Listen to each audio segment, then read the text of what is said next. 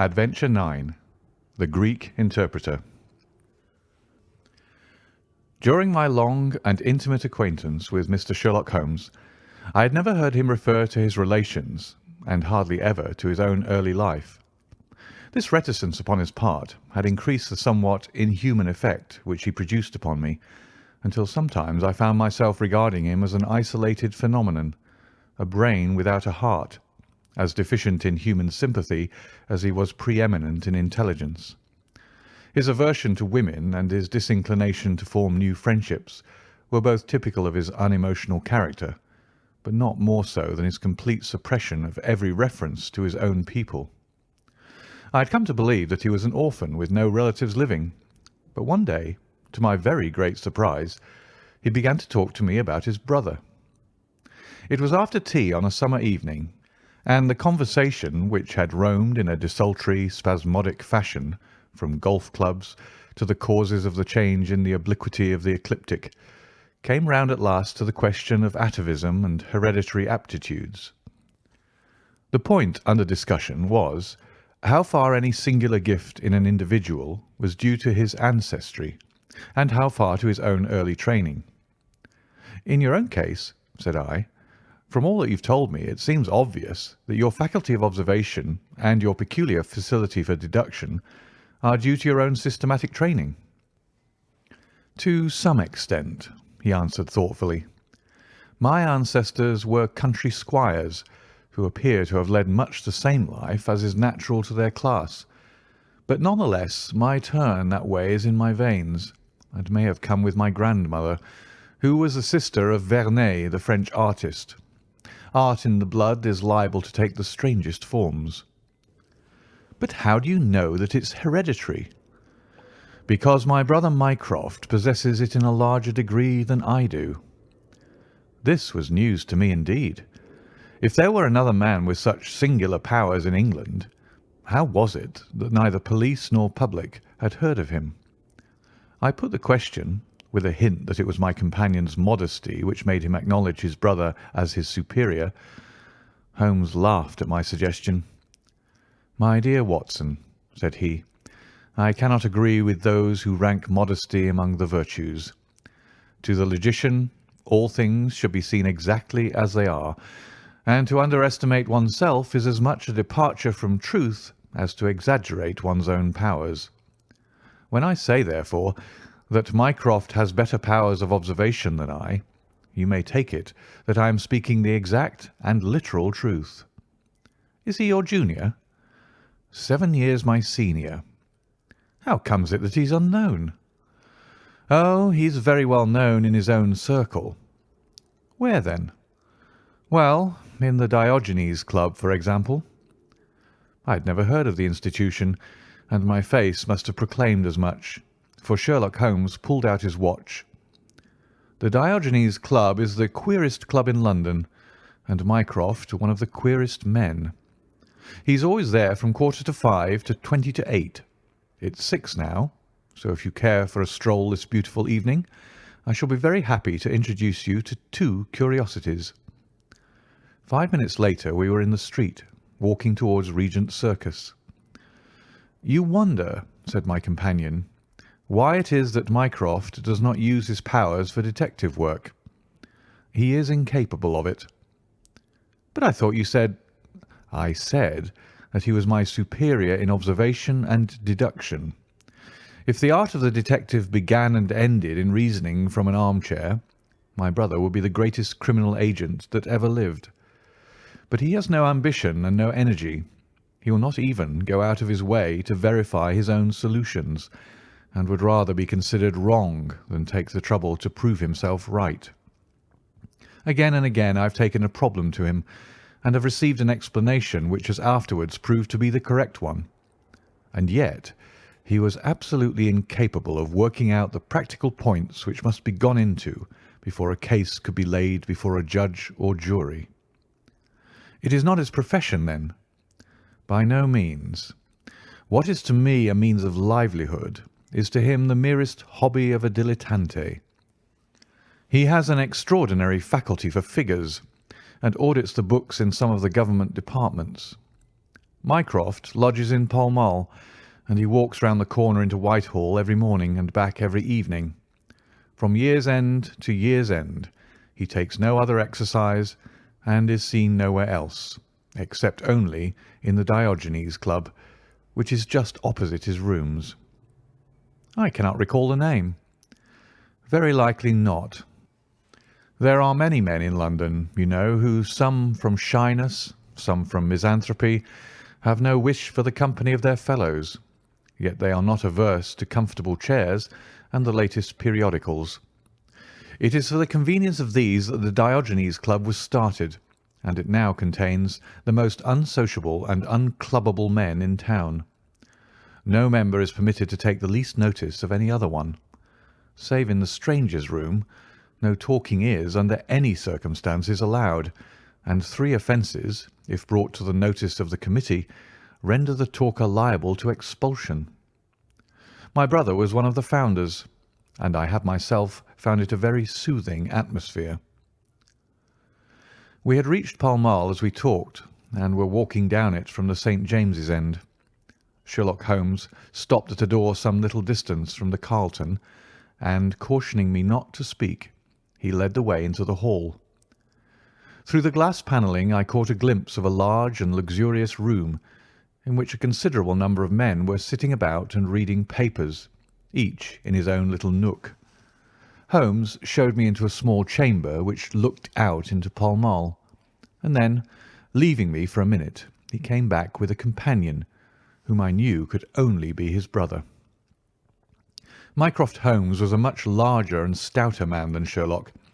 His body was absolutely corpulent, but his face, though massive, had preserved something of the sharpness of expression which was so remarkable in that of his brother. His eyes, which were of a peculiarly light watery grey, seemed to have always retained that far-away introspective look which I had only observed in Sherlock's when he was exerting his full powers. "I am glad to meet you, sir," said he, putting out a broad, fat hand like the flipper of a seal. "I hear of Sherlock everywhere since you became his chronicler.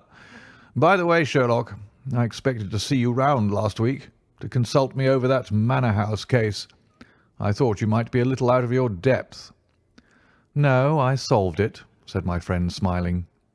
"It was Adams, of course?" "Yes, it was Adams." "I was sure of it from the first." The two sat down together in the bow window of the club. "To anyone who wishes to study mankind, this is the spot," said Mycroft. "Look at the magnificent types. Look at those 2 men who are coming towards us, for example." "The billiard marker and the other?" "Precisely. What do you make of the other?" The 2 men had stopped opposite the window. Some chalk marks over the waistcoat pocket were the only signs of billiards which I could see in one of them. The other was a very small, dark fellow, with his hat pushed back and several packages under his arm. "An old soldier, I perceive," said Sherlock. "And very recently discharged," remarked the brother. "Served in India, I see." "And a non-commissioned officer." "Royal Artillery, I fancy," said Sherlock. "And a widower." "But with a child." "Children, my dear boy, children." "Come," said I, laughing, "this is a little too much." "Surely," answered Holmes, "it is not hard to say that a man with that bearing, expression of authority, and sun-baked skin is a soldier, is more than a private, and is not long from India." "That he has not left the service long is shown by his still wearing his ammunition boots, as they are called," observed Mycroft. "He had not the cavalry stride, yet he wore his hat on one side, as is shown by the lighter skin of that side of his brow. His weight is against his being a sapper. He's in the artillery." "Then, of course, his complete mourning shows that he has lost someone very dear. The fact that he is doing his own shopping looks as though it were his wife. He's been buying things for children, you perceive. There's a rattle, which shows that one of them is very young. The wife probably died in childbed. The fact that he has a picture book under his arm shows that there is another child to be thought of." I began to understand what my friend meant when he said that his brother possessed even keener faculties than he did himself. He glanced across at me and smiled. Mycroft took snuff from a tortoise-shell box and brushed away the wandering grains from his coat front with a large red silk handkerchief. "By the way, Sherlock," said he, "I have had something quite after your own heart. A most singular problem, submitted to my judgment. I really had not the energy to follow it up, save in a very incomplete fashion, but it gave me a basis for some pleasing speculation. If you would care to hear the facts—" "My dear Mycroft, I should be delighted." The brother scribbled a note upon a leaf of his pocket-book, and ringing the bell, he handed it to the waiter. "I have asked Mr. Melas to step across," said he. "He lodges on the floor above me, and I have some slight acquaintance with him, which led him to come to me in his perplexity. Mr. Melas is a Greek by extraction, as I understand, and he is a remarkable linguist. He earns his living partly as interpreter in the law courts, and partly by acting as guide to any wealthy Orientals who may visit the Northumberland Avenue hotels. I think I will leave him to tell his very remarkable experience in his own fashion." A few minutes later we were joined by a short, stout man, whose olive face and coal black hair proclaimed his southern origin, though his speech was that of an educated Englishman. He shook hands eagerly with Sherlock Holmes, and his dark eyes sparkled with pleasure when he understood that the specialist was anxious to hear his story. "I do not believe that the police credit me. On my word, I do not," said he in a wailing voice. "Just because they have never heard of it before, they think that such a thing cannot be.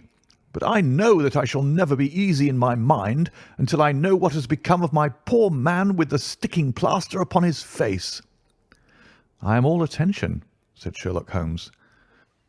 "This is Wednesday evening," said Mr. Melas. "Well, then, it was Monday night, only 2 days ago, you understand, that all this happened. I am an interpreter, as perhaps my neighbour there has told you. I interpret all languages, or nearly all, but as I am a Greek by birth and with a Grecian name, it is with that particular tongue that I am principally associated. For many years I have been the chief Greek interpreter in London, and my name is very well known in the hotels. It happens not unfrequently that I am sent for at strange hours by foreigners who get into difficulties, or by travellers who arrive late and wish my services. I was not surprised, therefore, on Monday night when a Mr. Latimer, a very fashionably dressed young man, came up to my rooms and asked me to accompany him in a cab which was waiting at the door. A Greek friend had come to see him upon business, he said, and as he could speak nothing but his own tongue, the services of an interpreter were indispensable. He gave me to understand that his house was some little distance off in Kensington, and he seemed to be in a great hurry, bustling me rapidly into the cab when we had descended to the street. I say into the cab, but I soon became doubtful as to whether it was not a carriage in which I found myself. It was certainly more roomy than the ordinary four-wheel disgrace to London, and the fittings, though frayed, were of rich quality. Mr. Latimer seated himself opposite to me, and we started off through Charing Cross and up the Shaftesbury Avenue. We had come out upon Oxford Street, and I had ventured some remark as to this being a roundabout way to Kensington, when my words were arrested by the extraordinary conduct of my companion. He began by drawing a most formidable-looking bludgeon loaded with lead from his pocket, and switching it backward and forward several times as if to test its weight and strength. Then he placed it without a word upon the seat beside him. Having done this, he drew up the windows on each side, and I found to my astonishment that they were covered with paper, so as to prevent my seeing through them. "I am sorry to cut off your view, Mr. Melas," said he. "The fact is that I have no intention that you should see what the place is to which we are driving. It might possibly be inconvenient to me if you could find your way there again." As you can imagine, I was utterly taken aback by such an address. My companion was a powerful, broad-shouldered young fellow, and apart from the weapon, I should not have had the slightest chance in a struggle with him. "This is a very extraordinary conduct, Mr. Latimer," I stammered. "You must be aware that what you are doing is quite illegal." "It is something of a liberty, no doubt," said he, "but we'll make it up to you. I must warn you, however, Mr. Melas, that if at any time tonight you attempt to raise an alarm or do anything which is against my interests, you will find it a very serious thing.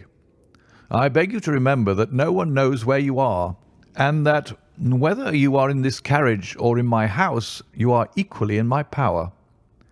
His words were quiet, but he had a rasping way of saying them which was very menacing.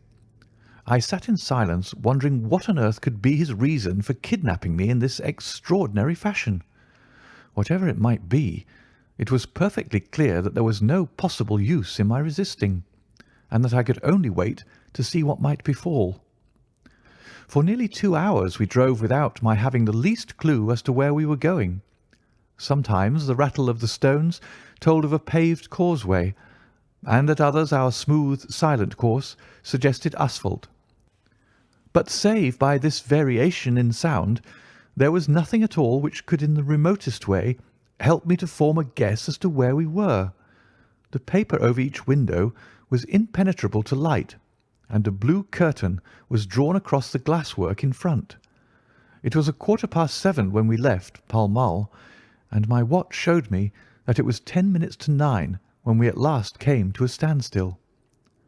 My companion let down the window, and I caught a glimpse of a low, arched doorway with a lamp burning above it.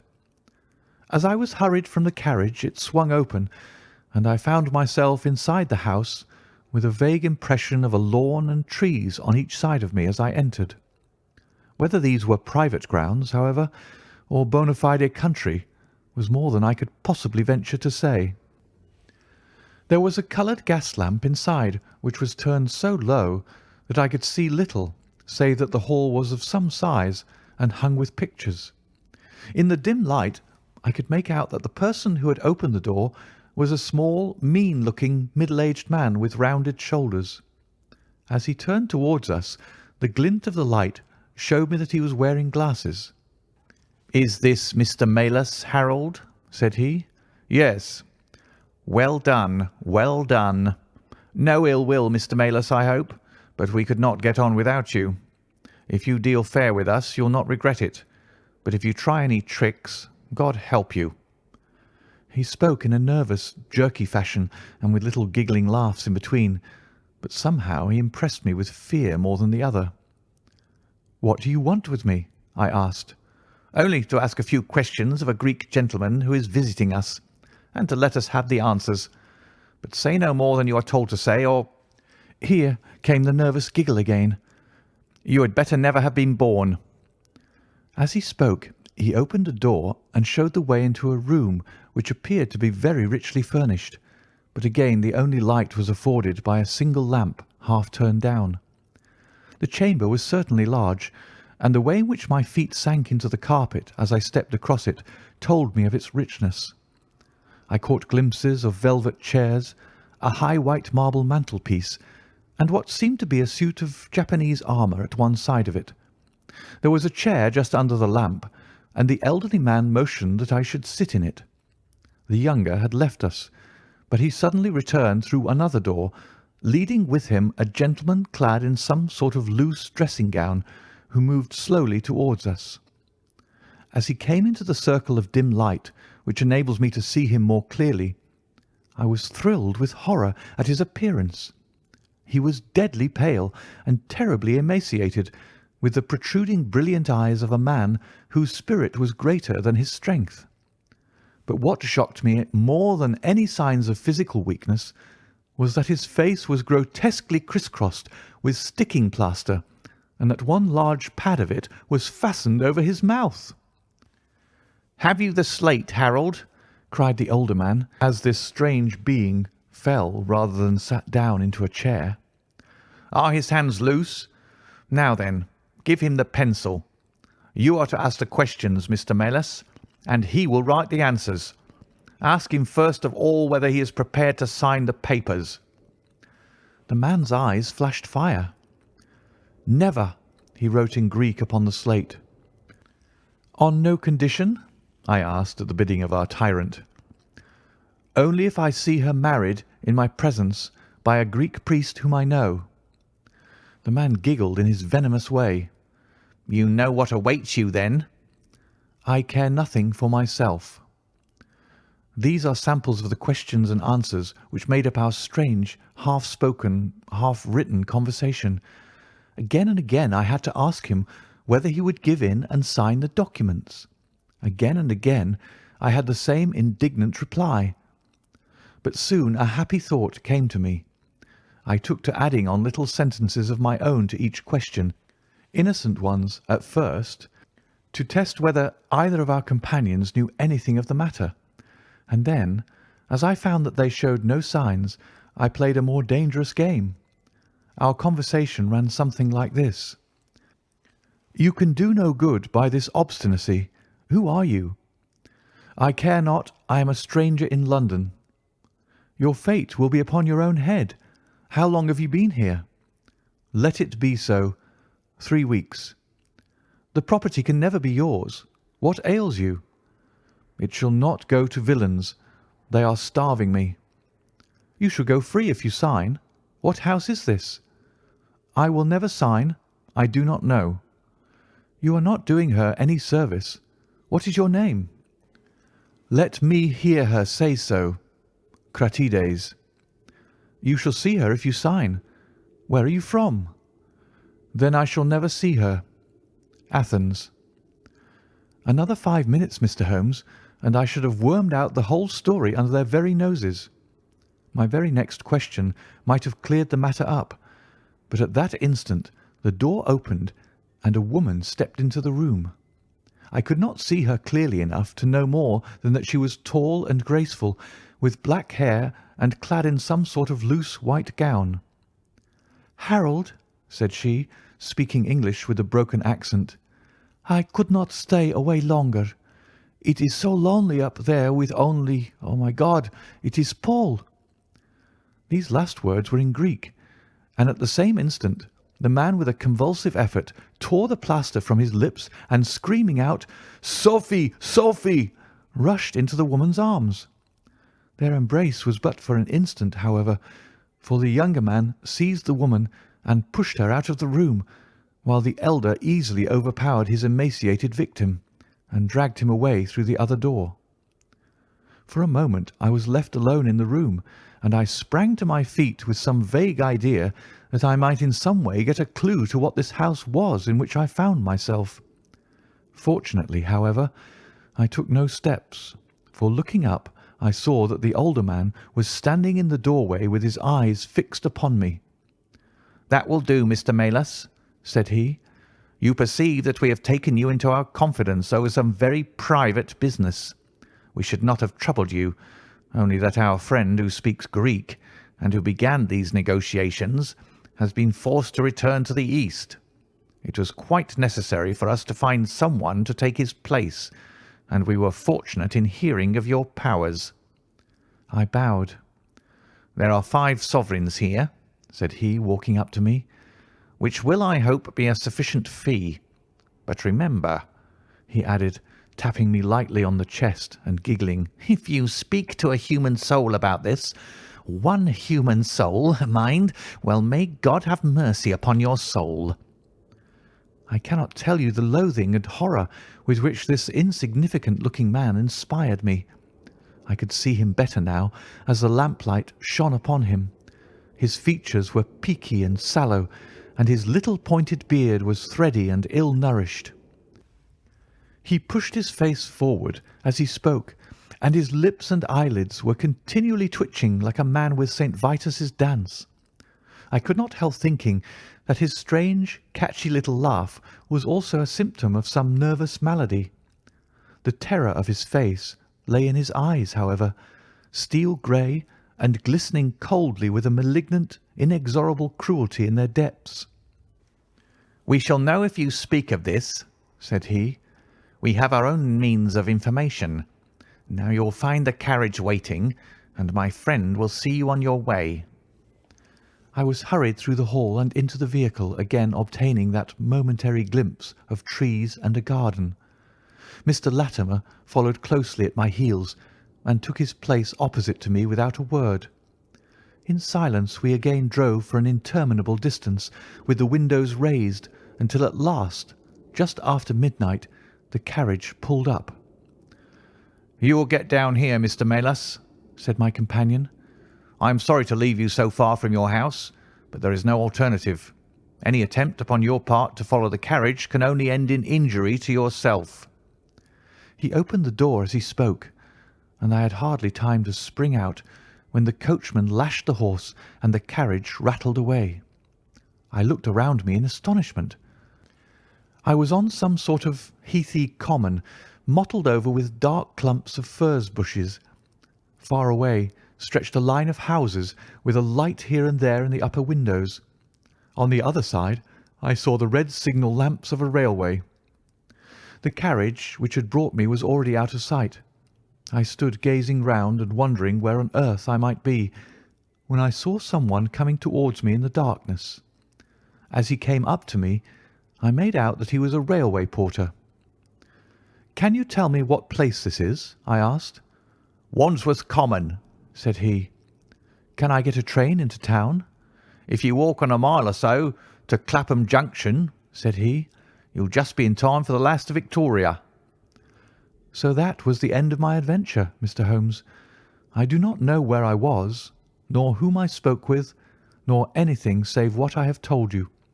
But I know that there is foul play going on, and I want to help that unhappy man if I can.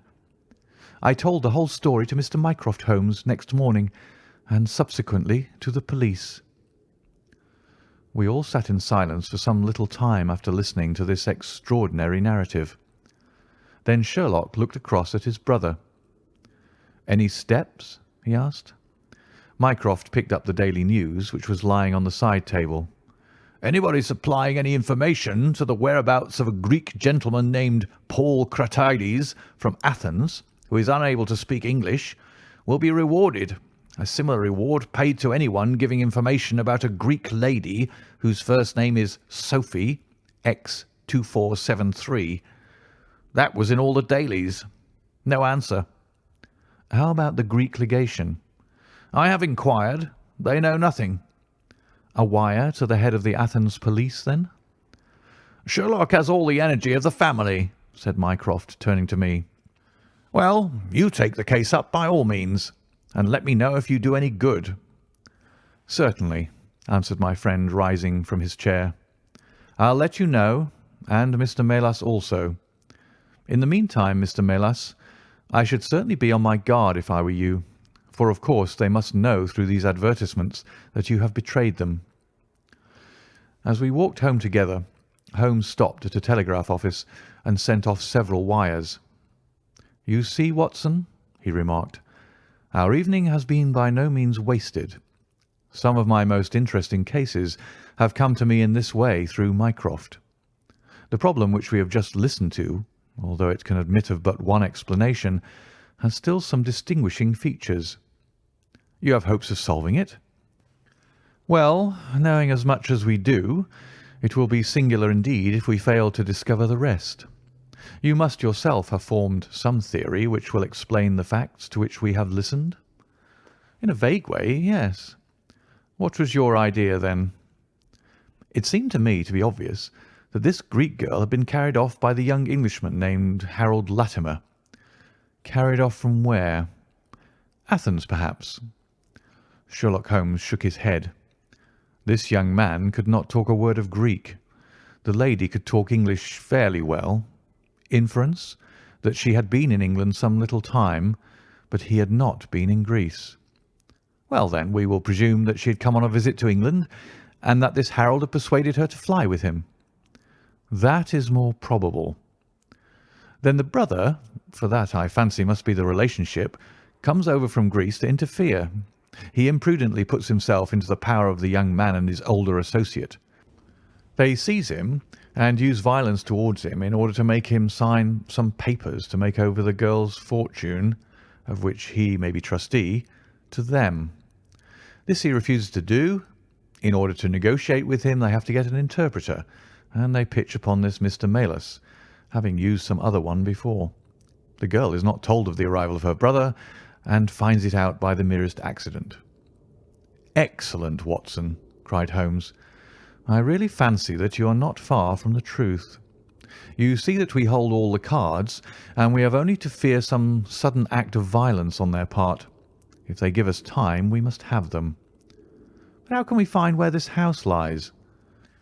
"Well, if our conjecture is correct, and the girl's name is or was Sophie Catrides, we should have no difficulty in tracing her. That must be our main hope, for the brother is, of course, a complete stranger. It is clear that some time has elapsed since this Harold established these relations with the girl, some weeks, at any rate, since the brother in Greece has had time to hear of it and come across. If they have been living in the same place during this time, it is probable that we shall have some answer to Mycroft's advertisement." We had reached our house in Baker Street while we had been talking. Holmes ascended the stair first, and as he opened the door of our room he gave a start of surprise. Looking over his shoulder, I was equally astonished. His brother Mycroft was sitting smoking in the armchair. "Come in, Sherlock. Come in, sir," said he blandly, smiling at our surprised faces. "You don't expect such energy from me, do you, Sherlock? But somehow this case attracts me." "How did you get here?" "I passed you in a hansom." "There has been some new development?"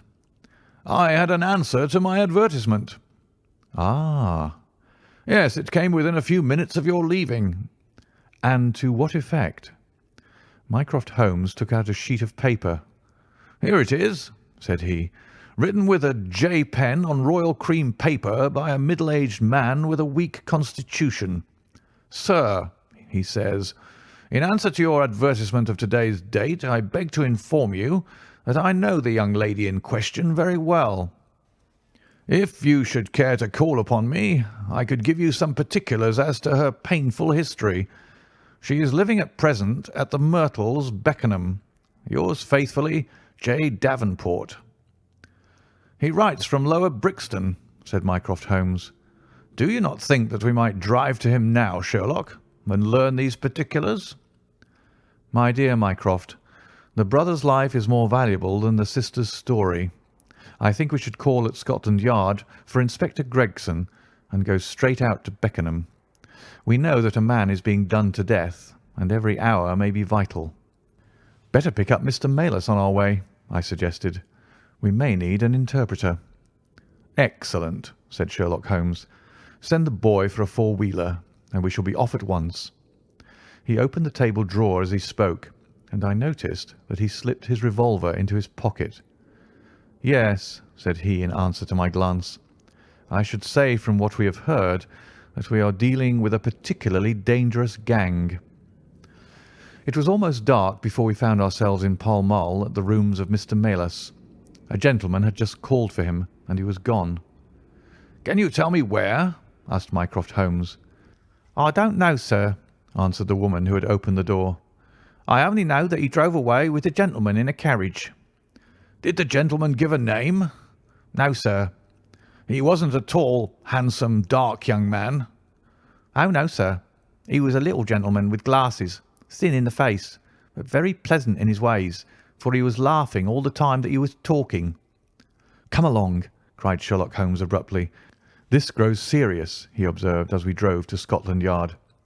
"These men have got hold of Maylis again. He is a man of no physical courage, as they are well aware from their experience the other night. This villain was able to terrorise him the instant that he got into his presence. No doubt they want his professional services, but having used him, they may be inclined to punish him for what they will regard as his treachery. Our hope was that by taking the train we might get to Beckenham as soon or sooner than the carriage. On reaching Scotland Yard, however, it was more than an hour before we could get Inspector Gregson and comply with the legal formalities which would enable us to enter the house. It was 9:45 before we reached London Bridge, and past before the four of us alighted on the Beckenham platform. A drive of half a mile brought us to the Myrtles. a large, dark house standing back from the road in its own grounds. Here we dismissed our cab and made our way up the drive together. "The windows are all dark," remarked the inspector. "The house seems deserted." "Our birds are flown and the nest empty," said Holmes. "Why do you say so?" "A carriage heavily loaded with luggage has passed out during the last hour." The inspector laughed. "I saw the wheel tracks in the light of the gate lamp. But where does the luggage come in?" "You may have observed the same wheel tracks going the other way, but the outward bound ones were very much deeper, so much so that we can say for a certainty that there was a very considerable weight on the carriage." "You get a trifle beyond me there," said the inspector, shrugging his shoulder. "It will not be an easy door to force, but we will try if we cannot make someone hear us."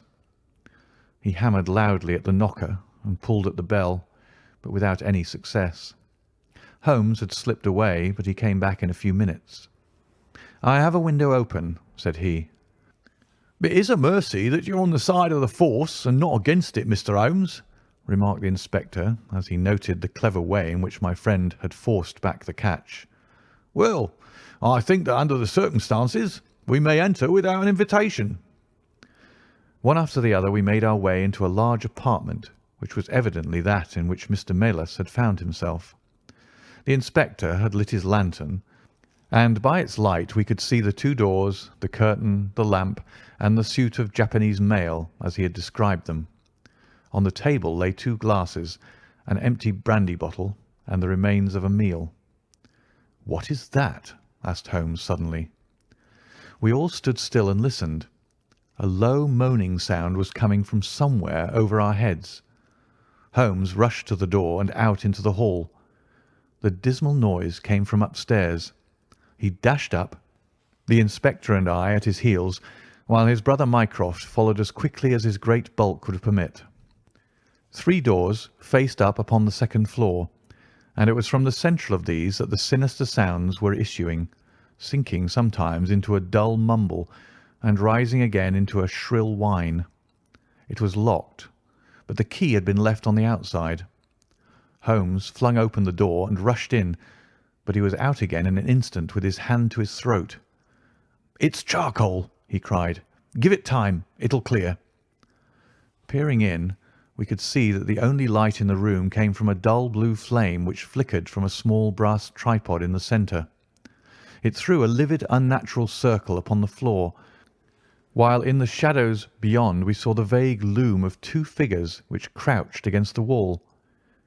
From the open door there reeked a horrible poisonous exhalation which set us gasping and coughing. Holmes rushed to the top of the stairs to draw in the fresh air, and then, dashing into the room, he threw up the window and hurled the brazen tripod out into the garden. "We can enter in a minute," he gasped, darting out again. "Where is a candle? I doubt if we could strike a match in that atmosphere. Hold the light at the door, and we shall get them out, Mycroft. Now!" With a rush we got to the poisoned men and dragged them out into the well-lit hall. Both of them were blue-lipped and insensible, with swollen, congested faces and protruding eyes. Indeed, so distorted were their features that, save for his black beard and stout figure, we might have failed to recognize in one of them the Greek interpreter who had parted from us only a few hours before at the Diogenes Club. His hands and feet were securely strapped together, and he bore over one eye the marks of a violent blow. The other, who was secured in a similar fashion, was a tall man in the last stage of emaciation, with several strips of sticking plaster arranged in a grotesque pattern over his face. He had ceased to moan as we laid him down, and a glance showed me that for him at least our aid had come too late. Mr. Melas, however, still lived, and in less than an hour, with the aid of ammonia and brandy, I had the satisfaction of seeing him open his eyes and of knowing that my hand had drawn him back from that dark valley in which all paths meet. It was a simple story which we had to tell, and one which did not but confirm our own deductions. His visitor, on entering his rooms, had drawn a life-preserver from his sleeve, and had so impressed him with the fear of instant and inevitable death that he had kidnapped him for the second time. Indeed, it was almost mesmeric, the effect which this giggling ruffian had produced upon the unfortunate linguist, for he could not speak of him save with trembling hands and a blanched cheek. He had been taken swiftly to Beckenham, and had acted as interpreter in a second interview, even more dramatic than the first, in which the two Englishmen had menaced their prisoner with instant death if he did not comply with their demands. Finally, finding him proof against every threat, they had hurled him back into his prison, and after reproaching Melas with his treachery, which appeared from the newspaper advertisement, they had stunned him with a blow from a stick, and he remembered nothing more until he found us bending over him. And this was a singular case of the Grecian interpreter, the explanation of which is still involved in some mystery. We were able to find out, by communicating with the gentleman who had answered the advertisement, that the unfortunate young lady came of a wealthy Grecian family, and that she had been on a visit to some friends in England. While there, she had met a young man named Harold Latimer, who had acquired an ascendancy over her and had eventually persuaded her to fly with him. Her friends, shocked at the event, had contented themselves with informing her brother at Athens, and had then washed their hands of the matter. The brother, on his arrival in England, had imprudently placed himself in the power of Latimer and of his associate, whose name was Wilson Kemp, a man of the foulest antecedents. These two, finding that through his ignorance of the language he was helpless in their hands, had kept him a prisoner, and had endeavoured by cruelty and starvation to make him sign away his own and his sister's property. They had kept him in the house without the girl's knowledge, and the plaster over the face had been for the purpose of making recognition difficult in case she should ever catch a glimpse of him. Her feminine perception, however, had instantly seen through the disguise when, on the occasion of the interpreter's visit, she had seen him for the first time. The poor girl, however, was herself a prisoner, for there was no one about the house except the man who acted as coachman and his wife, both of whom were tools of the conspirators.